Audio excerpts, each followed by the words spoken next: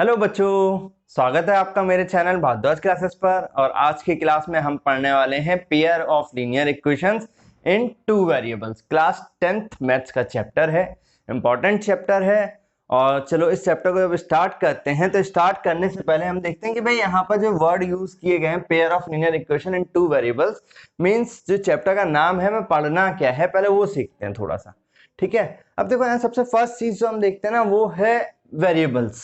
अगर मैं इसको स्टार्ट करता हूँ वेरिएबल्स, अब वेरिएबल्स क्या है यार, हम मैथ्स में जब भी एक्स वाई जेड डब्ल्यू टी यू वी ये सारे नंबर्स जो अल्फाबेट्स हैं, सॉरी नंबर्स नहीं अल्फाबेट्स हैं, ये अल्फाबेट्स यूज करते हैं ना, हम इनको किस तरह से ट्रीट करते हैं, वेरिएबल्स की तरह से ट्रीट करते हैं। अब यहाँ बोला जा रहा है टू वेरिएबल्स मीन्स यहाँ पर आपको जो मिलेंगे इस चैप्टर में वो हम दो वेरिएबल्स यूज करेंगे। मीन्स हम एक्स वाई ले लें, यू वी ले लें, एस टी ले लें, डब्ल्यू जेड ले लें। मीन्स दो वेरिएबल्स में हम कुछ बनाने वाले हैं और वो बनाने वाले क्या है, इक्वेशंस। अब यार इक्वेशंस क्या होती हैं, इक्वेशंस आपने 9th में देखो पढ़ा, पॉलिनोमियल है, मैंने कहा भाई polynomial that is equal to something. ठीक है, कोई भी पॉलिनोमियल को अगर मैं किसी के इक्वल रख देता हूं तो वो इक्वेशन है। जैसे मैंने कहा कि भाई मैं एक पॉलिनोमियल ले लेता हूं 2x प्लस 3y, दो वेरिएबल में लिया है क्योंकि दो वेरिएबल में है हमारा यहाँ चैप्टर। अब मैंने कहा कि भाई मैंने इसको इक्वल टू रख दिया 0, तो ये क्या है, एक इक्वेशन है। 0 ना रख के मैं ऐसे लिख देता 2x प्लस 3y, कोई नंबर ले लेता, मैंने कहा 6, तो ये क्या है, ये एक इक्वेशन है। मीन्स इक्वेशन क्या है, किसी भी एक पॉलिनोमियल को अगर मैंने इक्वल टू समथिंग रखा, इक्वल टू समथिंग बोला, तो वो एक इक्वेशन है आपका। ठीक है, अब इक्वेशन यहाँ क्लियर हो गया। यहाँ से लीनियर, लीनियर का मीन्स पॉलिनोमियल में हमने पढ़ा था कि पॉलिनोमियल में जो होता है उसकी डिग्री n पॉजिटिव नंबर हो सकती है, कोई भी नेचुरल नंबर हो सकता है उसकी डिग्री। लेकिन जब डिग्री 1 है, डिग्री 1 मीन्स पावर जो है 1 है। जैसे मैंने यहाँ पे एग्जांपल लिया हुआ था, यहाँ पे पावर क्या थी इन दोनों की, 1 थी, तो ये आपका हो गया लीनियर। ठीक है, मीन्स अब मुझे यहां से अगर इसको इतना ब्रेक करता हूँ, पेयर को छोड़ते हैं, linear equation two variable means कोई भी ऐसी इक्वेशन जिसमें दो वेरिएबल हैं और उनकी डिग्री 1 है तो वो क्या है आपका भाई, लीनियर इक्वेशन है। फिर आता है पेयर। पेयर मीन्स क्या है यार आपका, पेयर मीन्स जोड़ा, दो, दो की बात की जाएगी। दो की बात क्यों की जाएगी, अब हमने यार 9th में पढ़ा है, 9th में आप पढ़ के आए हुए हो कि अगर आपको एक लीनियर इक्वेशन दी जाए और वो दो वेरिएबल्स में है, सपोज जैसे हम इसी को ले लेते हैं, हमने एग्जांपल में लिखा था, इसके सॉल्यूशन फाइंड आउट करने के लिए बोला जाए, तब आप इसका सॉल्यूशन कैसे हमने 9th में फाइंड करना सीखा था। हम क्या करते थे, हम इसमें ले लेते थे, यहाँ पे एक चार्ट बनाते थे कुछ इस तरह से, आपने बनाया, ठीक है, आपने कहा भाई x है, आपने कहा y है। अब आप x की वैल्यू 1 पुट करेंगे, x की वैल्यू 1 पुट करेंगे तो कितना आ गया, 2 into 1 plus 3y is equal to 6, या फिर 3y is equal to 6 minus 2, या फिर y इज इक्वल टू 4, ये 3 था, y is equal to 4 divided by 3, y की वैल्यू आ गई 4 डिवाइडेड बाय 3। आपने कहा x की वैल्यू 2 पुट कर दीजिए, x की वैल्यू 2 पुट किया तो 2 into 2 plus 3 into y equal to 6, 3y equal to 6 minus 4, y is equal to 2 divided by 3। तो आपने 4 ये 2 पुट किया तो वैल्यू कितनी आ गई, 2 डिवाइडेड बाय 3। इस तरह से आप यहाँ पे x की वैल्यू पुट करते चले जाओ और y की वैल्यूज आती चली जाएंगी। अब x की कितनी वैल्यू पुट कर सकता हूँ यार, रियल नंबर्स है मेरे पास, पूरा रियल नंबर का चेन है, मैं रियल नंबर में से कुछ भी यहाँ पुट करता जाऊँ और कोई भी रियल नंबर यहाँ पुट करता जाऊंगा, मुझे y की वैल्यू मिलती चली जाएगी। ठीक है, तो इसका मतलब मुझे यहाँ पे क्या मिला कि अगर भाई आपको एक सिंगल लीनियर इक्वेशन दी गई है इन टू वेरिएबल तो उसके कितने सॉल्यूशन फाइंड आउट कर सकता हूं मैं, इनफाइनाइट सॉल्यूशन फाइंड आउट कर सकता हूं। ठीक है, तो अभी आज की क्लास में जो है 9th का कॉन्सेप्ट है, थोड़ा सा उसको समझो। अभी यहाँ से 9th का जो कॉन्सेप्ट था यहीं से मुझे एक इंपॉर्टेंट क्वेश्चन मिल गया और उसका आंसर 1 मार्क में ऑब्जेक्टिव में पूछा जा सकता है कि भाई आपको एक लीनियर इक्वेशन दी गई है इन टू वेरिएबल्स तो कितने सॉल्यूशन उसके हो सकते हैं। तो आपको पता है कि भाई उसके कितने सॉल्यूशन हो सकते हैं, मैनी सॉल्यूशंस हो सकते हैं, मैनी सॉल्यूशन और इनफाइनाइट सॉल्यूशन। ठीक है, इतने तरह के सॉल्यूशन हो सकते हैं। ये तो हमारा 9th का कॉन्सेप्ट आ गया, यहाँ पर 9th का कॉन्सेप्ट खत्म, इतना हम 9th में सीख कर आए थे। अब आते हैं यार 10th की तरफ। अब यहाँ पेयर की बात क्यों की गई, पेयर की बात बेटा इसलिए की गई कि जैसे पेयर हुआ मीन्स आपको दो इक्वेशन मिली। अब वो दो इक्वेशन मिलेंगी तो उन दो इक्वेशन के करस्पॉन्डिंग में एक्स और वाई की वैल्यू निकालूंगा। अब एक्स और वाई की कितनी वैल्यूज निकल सकती हैं, वो अलग अलग क्या क्या केसेस बनेंगे, वो सब हमारा 10th का कोर्स है, ठीक है, वो सब हमें 10th में देखना है। तो अब देखो बेटा 10th का स्टार्ट करने से पहले मैं आज आपको एक चीज और बताता हूँ। अभी तक हम क्या करते थे, मैं आपको कॉन्सेप्ट कराता था और कुछ इंपॉर्टेंट क्वेश्चंस कराता था, लेकिन अब से इस चैप्टर से मैं क्या करूंगा, आपको कॉन्सेप्ट कराऊंगा, एक्स्ट्रा क्वेश्चन जो आपको कराता था वो कराऊंगा, जो प्रैक्टिस शीट देता था वो भी दूंगा, लेकिन साथ साथ कुछ बच्चों का कहना है कि सर एनसीईआरटी भी कराओ। तो अब मैं आपको ना एनसीईआरटी भी साथ साथ लेके चलूंगा, एनसीईआरटी के क्वेश्चंस भी अब हम कवर करेंगे, ठीक है। तो जिनका डाउट था, जिनको ये प्रॉब्लम थी कि सर आप एनसीईआरटी नहीं करा रहे हो, वो एनसीईआरटी भी अब हम कवर करेंगे। तो चलो अब हम वापस आते हैं अपनी क्लास में 10th में। अब देखो यार हमने ये सीखा अभी तक, ये देखा कि हम यहाँ पे दो इक्वेशंस लेने वाले हैं। अब हमने कहा हम दो इक्वेशन लेते हैं, दो इक्वेशन लेते हैं, तो उसके लिए पहले हम क्या करते हैं, पहले हम इस बोर्ड को रब कर लेते हैं, साफ करते हैं, यहाँ से 9th वाला कॉन्सेप्ट हटाते हैं, ठीक है। अब हम 10th के कॉन्सेप्ट की तरफ अगर आए यहाँ पर, तो हम दो इक्वेशंस लेते हैं और उन दो इक्वेशंस को देखो बेटा क्या है आपका, हमने जनरल फॉर्म में लिख दिया यहाँ पर उन दो इक्वेशंस को, a1x plus b1y plus c1 equal to 0, और एक केस हमने कहा a2x plus b2y plus c2 is equal to 0। अभी दो इक्वेशन है, पेयर ऑफ लीनियर इक्वेशन है, मींस दो इक्वेशन हमें मिलेंगी, ठीक है। और यहाँ पर एक कंडीशन आपकी फिक्स रहती है कि भाई a1 b1 आपके नॉन जीरो नंबर्स होने चाहिए, a2 b2 non zero numbers, means x और y के जो कोफिशिएंट्स हैं वो नॉन जीरो हों। ये भी हमें पता है क्योंकि अगर एक भी कोफिशिएंट जीरो हुआ तो वो वेरिएबल ही आपका सिंगल रह जाएगा, या अगर दोनों जीरो हो गए तो कोई वेरिएबल ही नहीं बचेगा। ये तो कंडीशन इसलिए है यार, कोई बहुत बड़ी चीज नहीं है, इतना तो आप सब बच्चे समझते हो। अब देखो इसको सॉल्व करना हमें सीखना है यहाँ पर 10th में। अब इसको यार जो सॉल्व करने का तरीका है वो देखो हमारा यहाँ पर 10th में हमें दो तरह से मिलेगा। दो तरह से कैसे मिलेगा, एक आपका है ज्योमेट्रिकल मेथड या फिर ग्राफिकल मेथड, ठीक है। एक मेथड है आपका ग्राफिकल मेथड, ये हम आज की क्लास में कवर करेंगे, ग्राफिकल मेथड, ठीक है। इसके बाद आपको जो एक मेथड मिलेगा वो क्या है आपका, मैथमेटिकल मेथड बोला जाता है या एल्जेब्रिक मेथड बोला जाता है, एल्जेब्रिक मेथड, ठीक है, METHOD मेथड, ठीक। अब चलो ये दो मेथड्स हैं। यहाँ ग्राफिकल मेथड हमारा सिंगल ग्राफ बना के सॉल्व करेंगे, कैसे करेंगे वो भी आज की क्लास में मैं आपको बताऊंगा। एल्जेब्रिक मेथड के अंदर फिर से तीन मेथड्स आ जाएंगे आपके, वो भी हम देखेंगे। नंबर 1 सब्स्टिट्यूशन मेथड मिलेगा आपको, देन आपको सेकंड मिलेगा एलिमिनेशन मेथड, और फिर आपको मिलेगा क्रॉस मल्टीप्लिकेशन मेथड। तो ये सारे मेथड्स हमको सीखने हैं और इन पर हमको कमांड करनी है क्योंकि इंपॉर्टेंट चैप्टर है, जैसा मैंने आपको पहले बोला, ठीक। अब चलो यार ग्राफिकल मेथड देखते हैं, ग्राफिकल मेथड क्या। अब ग्राफिकल मेथड के लिए देखो सिंपल, पहले हम ग्राफिकल मेथड को समझते हैं, मतलब इतना तो समझ में आ ही रहा होगा ना, आपको ग्राफ बनाना है। अब ग्राफ बनाना है यार, देखो लीनियर इक्वेशन है, लीनियर इक्वेशन का ग्राफ आपने बनाना सीखा 9th में भी। हमने सीखा था कि भाई एक लाइन आती थी, अगर कोई ऐसा है जिसको नहीं आ रहा हो, भाई ग्राफ बनाना भी नहीं आता, तो उसको पहले हम ग्राफ बनाना सीखते हैं फटाफट। ग्राफ कैसे बनेगा, अब ग्राफ बनाने के लिए क्या है, एक रैंडम इक्वेशन पहले मैं आपको बना के दिखा देता हूँ। मैंने कहा कि भाई एक ले लिया 2x plus 3y is equal to 4, कुछ रैंडमली ये लिया हमने, ठीक है। अब रैंडमली देखो ग्राफ बनाने के लिए सबसे इजी कॉन्सेप्ट हम देखेंगे। ग्राफ बनाने के लिए हम करेंगे क्या, सबसे सिंपल सा कॉन्सेप्ट हम करेंगे, हम रखेंगे x लिखेंगे, y लिखेंगे, हम एक बार x की वैल्यू को 0 पुट करेंगे, x की वैल्यू को 0 पुट किया। अब x की वैल्यू 0 पुट करी, कितना मिलेगा भाई आपको, 2 into 0 plus 3 into y is equal to 4, यानी 3y इज इक्वल टू 4, यानी y is equal to 4 divided by 3, तो दिस इज 4 डिवाइडेड बाय 3, ठीक है। अब दूसरी बात क्या करो, y की वैल्यू को 0 पुट करो, y की वैल्यू को 0 पुट करा यार, कितना मिलेगा हमें, 2 into x plus 3 into 0 equal to 4, या फिर x is equal to 4 upon 2, या x इज इक्वल टू 2, तो इसकी वैल्यू हमें मिल गई 2, सिंपल, ठीक है। बहुत सारी वैल्यूज रख के नहीं करा रहा हूं जैसे हमने करा है, सबसे सिंपल सा इसका।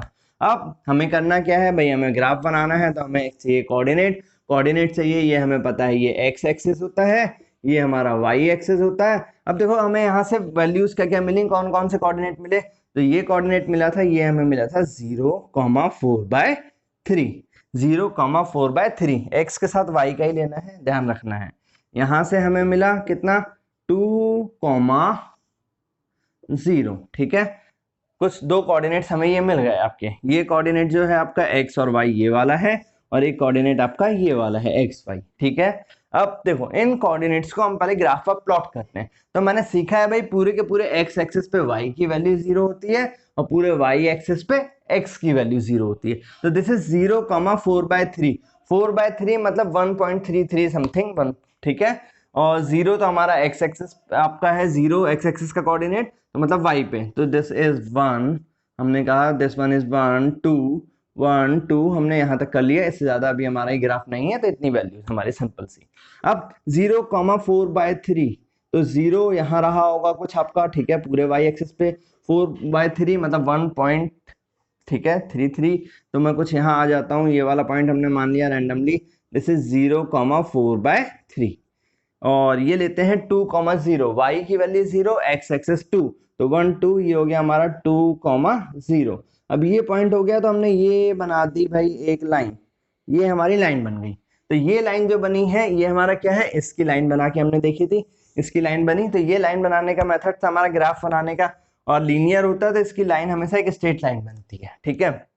अब यार देखो यहाँ पर क्या है बच्चों, हमें दो इक्वेशंस मिलनी है, पेयर मिलना है। पेयर मिलना है मतलब मुझे एक चीज और भी पता लग रही है कि दो लाइंस बनेंगी। अब दो लाइंस बनाने के लिए बेटा कितने अप्रोच हो सकते हैं, दो लाइन कितने तरह से ग्राफ पे बन सकती है। तो दो लाइंस को ग्राफ पे बनाने की अगर हम मेथड सोचते हैं, मैं रैंडमली आपसे कहता हूँ, आपके माइंड में आएगा कि भाई दो लाइंस कितनी तरह की बनाई जा सकती है। तो दो लाइंस बनाने के लिए देखो आप कैसे कैसे उसको बना सकते हो। दो लाइंस आप बना सकते हो, आपने कहा कि दो लाइंस हैं वो इंटरसेक्ट कर सकती हैं एट सिंगल पॉइंट, ठीक है, इंटरसेक्ट कर सकती हैं। दो लाइंस सर हम ऐसे ही बना सकते हैं कि एक लाइन और एक लाइन एक दूसरे के पैरेलल हो जाए, ठीक है। या फिर दो लाइंस हम ऐसे बना सकते हैं कि एक लाइन ये आ जाए और दूसरी लाइन भी क्या आ जाए, इसी के ऊपर आ जाए, ठीक है। दो लाइंस हम मैक्सिमम इतने तरह से बना सकते हैं। ये क्या है, इंटरसेक्टिंग, ठीक है, इंटरसेक्टिंग। ये क्या है बेटा आपका, पैरेलल। ये क्या है भाई आपका, ओवरलैपिंग। हाँ, कोइंसिडेंट, ठीक है। ये कुछ इस तरह से। अब इसके अलावा तो और कोई केस नहीं, नहीं सर एक केस और आ सकता है, क्या आ सकता है भाई, कोई अच्छा बच्चा दिमाग में बता सकता है एक केस, सर ये भी आ सकता है, ये बन गई, दोनों आपस में इंटरसेक्ट भी नहीं कर रही, पैरेलल भी नहीं है, ओवरलैपिंग भी नहीं है। तो बेटा हमने पढ़ा है ऑन बोर्ड ऑन पेपर हम एक लाइन सेगमेंट ड्रॉ करते हैं, उसको जनरली लाइन बोल देते हैं यार। ये क्या है, ये लाइन को मैं आगे बढ़ा सकता हूं, आगे बढ़ाया तो इंटरसेक्ट करेगी ही करेगी।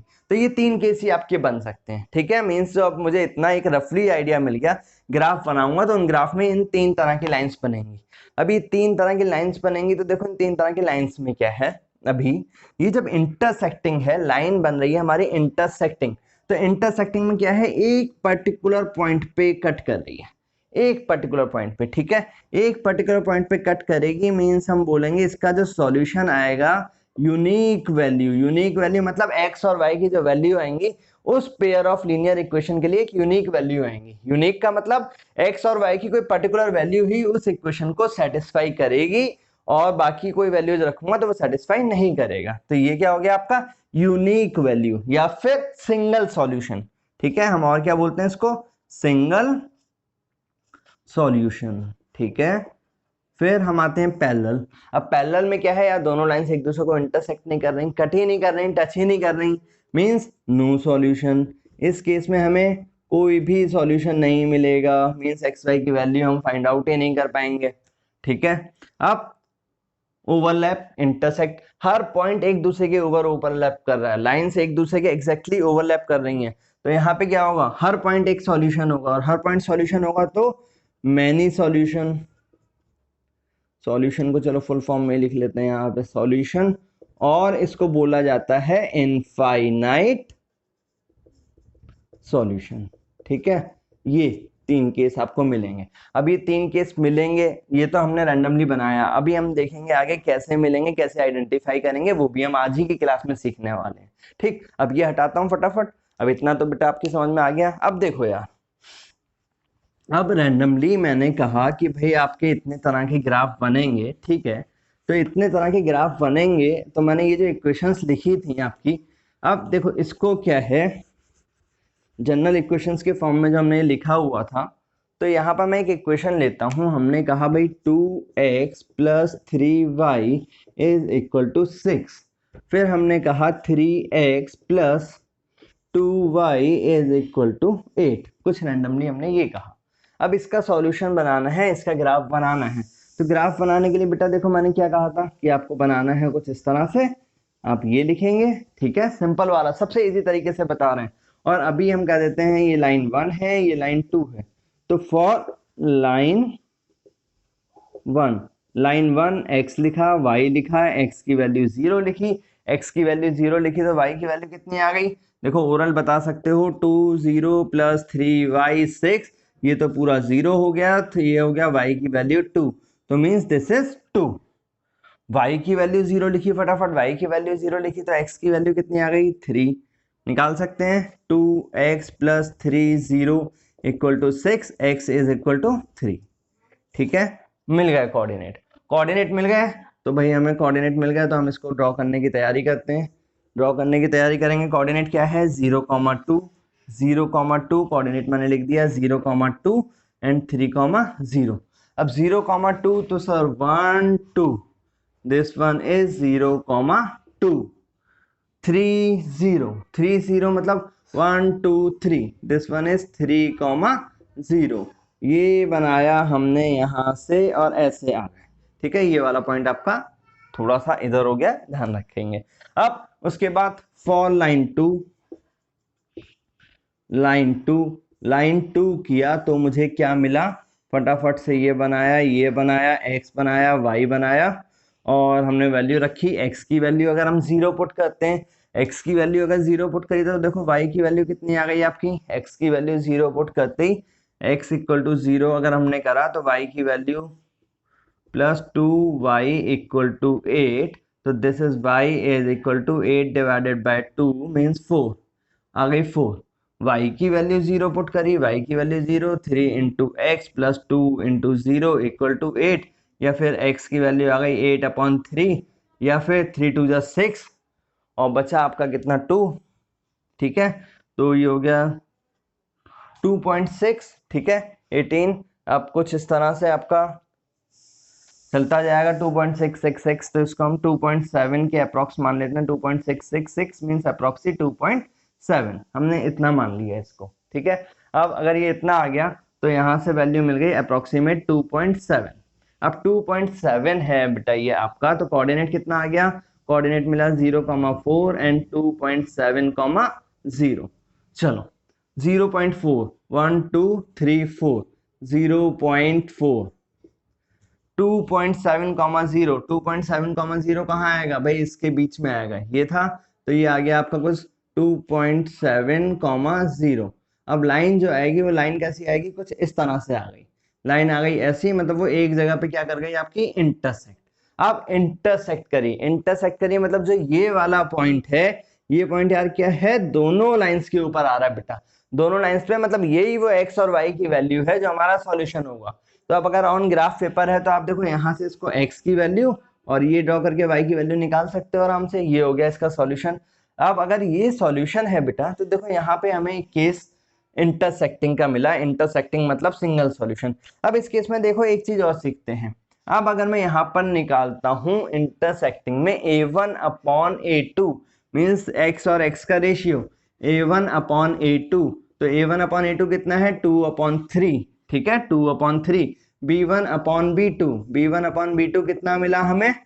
3/2, 3/2 means a1/a2 is not equal to b1/b2। अगर ये केस है तो आपका कैसा है? इंटरसेक्टिंग। लास्ट में इसका एक पूरा प्रॉपर चार्ट बना देंगे, अभी आप इसको बस समझ लो।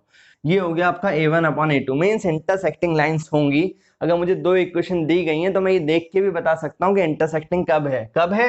जब a1/a2 is not equal to b1/b2 means sir intersecting lines है। इंटरसेक्टिंग लाइंस है मतलब आपका सिंगल सॉल्यूशन है, यूनिक सॉल्यूशन है। ठीक है, फर्स्ट केस आपका ये आया। अब हम सेकंड केस की तरफ आते हैं। अब सेकंड केस के लिए क्या करते हैं, हम इसको हटाते हैं। ये पूरा आप नोट करना चाहो कर सकते हो, अदरवाइज मैं आपको लास्ट में एक चार्ट बना दूंगा और सब आपके पास आ जाएगा एक साथ। ठीक, तो इस चार्ट को नोट करना आप। अब इसको हटाते हैं। देखो फर्स्ट इक्वेशन को तो हम यही रहने देते हैं, ठीक है, और सेकंड केस के लिए अगर मैं बात करता हूं तो अभी इसको हटाते हैं और सेकंड केस बनाते हैं।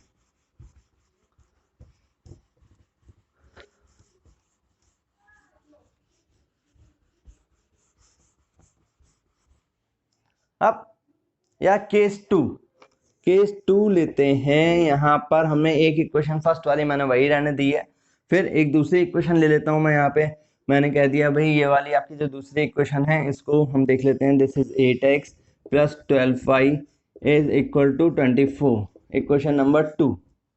अब इक्वेशन नंबर 2 जो मैंने ये ली, तो देखो फॉर लाइन 1 दोबारा से वही सेम केस, लाइन वन किया तो लाइन 1 कितना आ गया आपका 1 1 1 x एंड y। x की वैल्यू 0, ओरल कर सकते हो फटाफट। x की वैल्यू 0, y की वैल्यू 2, y की वैल्यू 0, x की वैल्यू 3। ठीक है, कोऑर्डिनेट कितना आ गया 0, 2 एंड 3, 0। ठीक है, एक ही बार में निकाल लेते हैं। फॉर लाइन 2 निकाला, कितना आ गया x आ गया, y आ गया, x की वैल्यू 0 रखी, y की वैल्यू कितनी आई 12 2।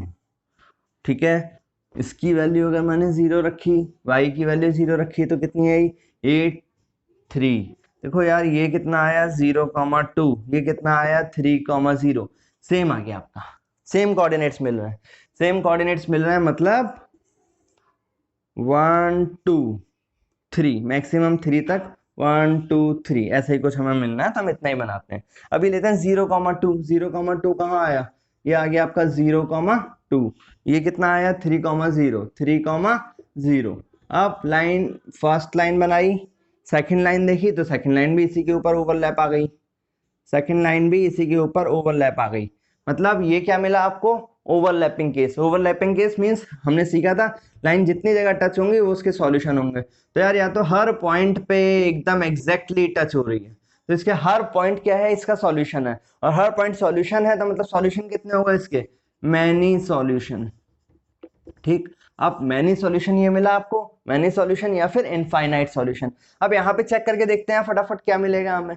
चेक किया तो ये आया a1/a2 हमने निकाला, तो दिस इज 2/8, 2/8 मतलब ये आ गया हमारा 1/4। b1/b2 निकालता हूं अगर मैं यहाँ पे, तो ये कितना मिला 3/12। ये कट किया, ये भी आ गया 1/4। फिर हमने करा C1/C2 किया तो ये कितना आ गया 6/24, मतलब ये भी आ गया 1/4। मीन्स मिला क्या, a1/a2 is equal to b1/b2 is equal to C1/C2।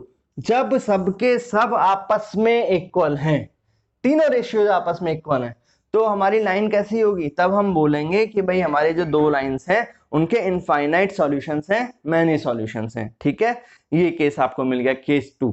ठीक, अब हम देखते हैं केस 3। हमने एक सीखा था, वहां पे हमें पैरेलल लाइंस मिल रही थी। अब पैरेलल लाइंस कैसे मिलेंगी, या केस 3 देखते हैं। केस 3 क्या है, हमारी इक्वेशन हमने ले रखी थी 2x plus 3y is equal to 6। First वाली इक्वेशन फिर से सेम ही दे रहा हूं आपका। अब सेकंड वाली लेता हूं मैं आपकी, ये मैंने कह दिया सपोज आपका कुछ ले लिया इसको 6x plus 9y is equal to, हमने इसे कह दिया कि भाई ये आ गया आपका 28। ठीक है, 28। अब अगर ये है तो देखो फिर से फॉर लाइन 1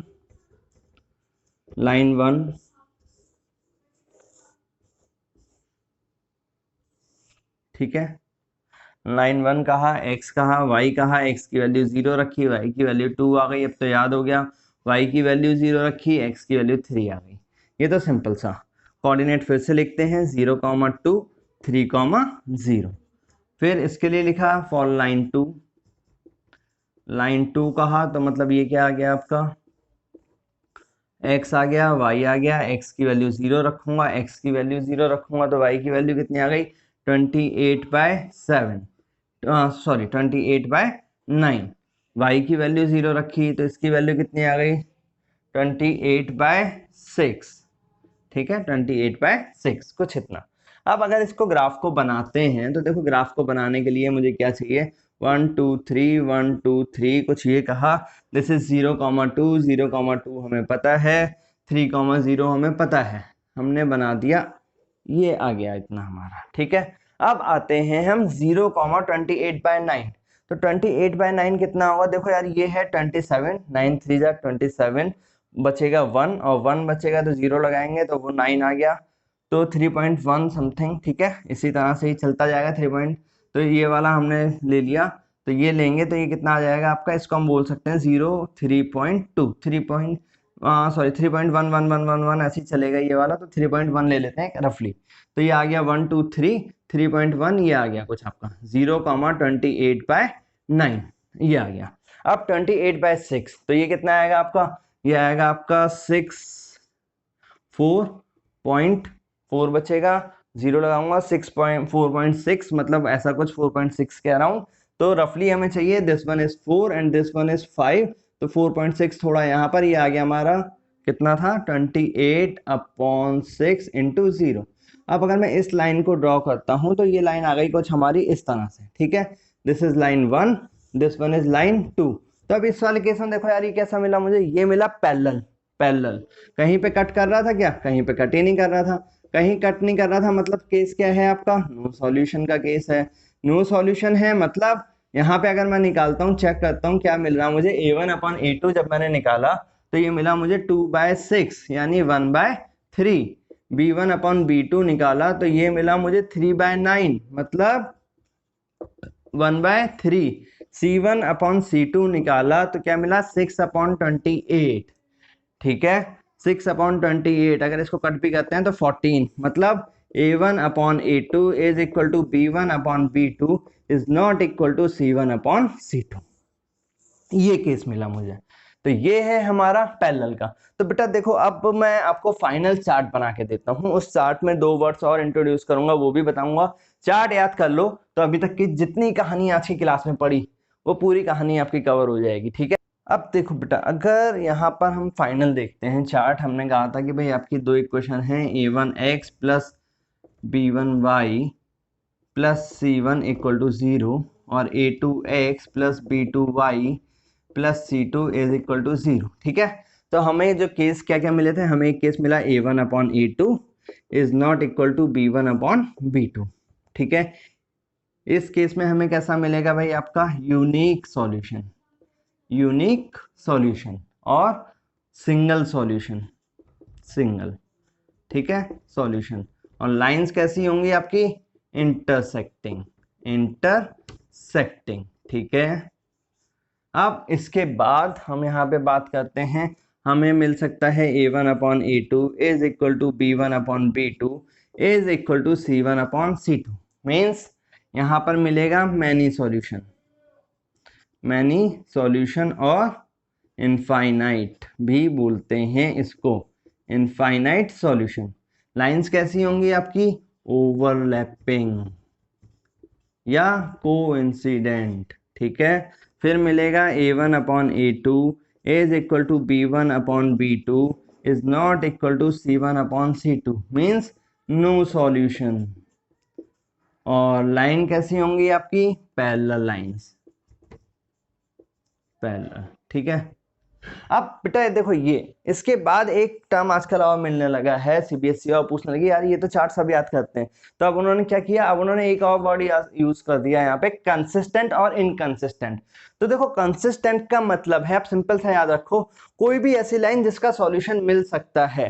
ठीक है कोई भी ऐसी इक्वेशन जिसका हम सॉल्यूशन फाइंड आउट कर सकते हैं दैट इज कंसिस्टेंट, और जिसका सॉल्यूशन फाइंड नहीं कर सकते वो इनकंसिस्टेंट। अब सॉल्यूशन फाइंड करने का मतलब क्या है, सॉल्यूशन यार या तो हमें मिल रहा था यूनिक या मिल रहा था मैनी, सॉल्यूशन तो मिल ही रहा था, इसका मतलब हमने कंडीशन क्या पढ़ी, जो कंसिस्टेंट है उसका सॉल्यूशन है। तो सॉल्यूशन भी 2 तरह से है, मतलब ये भी आपका कंसिस्टेंट है और ये भी आपका क्या है कंसिस्टेंट है, क्योंकि सॉल्यूशन मिल रहा है, सॉल्यूशन मिल रहा है तो कंसिस्टेंट है। फिर आता है आपका लास्ट, यहां सॉल्यूशन नहीं मिल रहा, सॉल्यूशन नहीं मिल रहा तो ये कैसा हो गया आपका इनकंसिस्टेंट। ठीक है, सॉल्यूशन नहीं मिल रहा, तो ये क्या हो गया आपका इनकंसिस्टेंट। अब ये आपका चार्ट कंप्लीट है। देखो ये चार्ट याद कर लो, ग्राफिकल मेथड के लिए और पेयर ऑफ लीनियर इक्वेशन के ऑब्जेक्टिव क्वेश्चंस के लिए बहुत सारे ऑब्जेक्टिव क्वेश्चंस यहाँ से मिल सकते हैं, तो आपके वो सारे क्वेश्चंस बेटा यहाँ से कवर हो जाएंगे। अब देखो एक चीज और, हाँ अब एक भाई चीज और देखते हैं, एक और मिलने लगा। अब आजकल कंसिस्टेंट इनकंसिस्टेंट से आगे बढ़ गए, डिपेंडेंट इंडिपेंडेंट पूछने लगे कि इसमें कौन सा इंडिपेंडेंट है कौन सा डिपेंडेंट है। अब इंडिपेंडेंट डिपेंडेंट वाला केस जब भी आएगा तो इससे तो हमें कोई मतलब ही नहीं है, पैरेलल लाइन नो सॉल्यूशन का केस से तो हमें मतलब ही नहीं है। अब इंडिपेंडेंट का मतलब क्या होता है, स्वतंत्र। स्वतंत्र मतलब जो यूनिक सॉल्यूशन है, एक बार सॉल्यूशन मिल गया बात खत्म, हम फ्री हो गए, बाकी हमें किसी से कोई मतलब नहीं है। तो जो ये वाला केस होता है, ये वाला केस, ठीक है, इस केस को हम क्या बोलते हैं, इंडिपेंडेंट। ठीक है, दिस इज इंडिपेंडेंट। और जैसे ही हमें मिला मैनी सॉल्यूशन, मींस एक्स और वाई की हर वैल्यू के ऊपर डिपेंड करते चले जा रहे हो, जितनी भी एक्स और वाई की वैल्यू है सब पे डिपेंड कर रही है ये इक्वेशन, तो ये क्या है आपका डिपेंडेंट। डिपेंडेंट, ठीक है, इससे तो हमें कोई मतलब ही नहीं है, ये तो बेचारा सबसे अलग है, इनकंसिस्टेंट है। डिपेंडेंट इंडिपेंडेंट कब आएगा, जब कंसिस्टेंट होंगे, और कंसिस्टेंट में क्या, जब एक सॉल्यूशन है तो इंडिपेंडेंट, एक बार एक्स वाई की वैल्यू आ गई फिर बाकी किसी से कोई मतलब ही नहीं बचा। और डिपेंडेंट क्या है, एक्स और वाई की जो वैल्यू आ रही है वो इसका सॉल्यूशन है, जो वैल्यू आ रही है वो इसका सॉल्यूशन है, मतलब जो लाइन के ऊपर आ रही है वैल्यूज वो सारे के सारे इसके सॉल्यूशन है। तो इसका मतलब ये क्या है, डिपेंडेंट हो गए यार, दूसरे के ऊपर डिपेंड हो गए आप। तो ये है आपका पूरा का पूरा ग्राफिकल मेथड। चलिए, ये हमने आज सीखा pair of linear equation in two variables में ग्राफिकल मेथड को सॉल्व करना। अब ग्राफिकल मेथड सॉल्व करना हमें आ चुका है, इक्वेशंस देख के हम बता सकते हैं भाई किस तरह की इक्वेशन है, कंसिस्टेंट है, इनकंसिस्टेंट है, डिपेंडेंट है, इंडिपेंडेंट है, यूनिक सॉल्यूशन है, मैनी सॉल्यूशन है, नो सॉल्यूशन है। ये सब आप आज की क्लास के बाद बता सकते हो। अब हम नेक्स्ट क्लास में पढ़ेंगे इसका एल्जेब्रिकल मेथड जो हमने सीखना था, मैथमेटिकल मेथड, जहां मैंने बोला था कि भाई 3 तरह के मेथड्स और हैं, उसको हम अपनी नेक्स्ट क्लास में कवर करेंगे। तो नेक्स्ट वीडियो को देखने के लिए जो स्टूडेंट्स नए हैं वो हमारे चैनल को सब्सक्राइब करें, ताकि जैसे ही मैं वीडियो को अपलोड करूं आपके पास उसका लिंक पहुंच जाए और आप उसको देखें। ठीक है, तो आज की वीडियो को हम यहीं पर कवर करते हैं।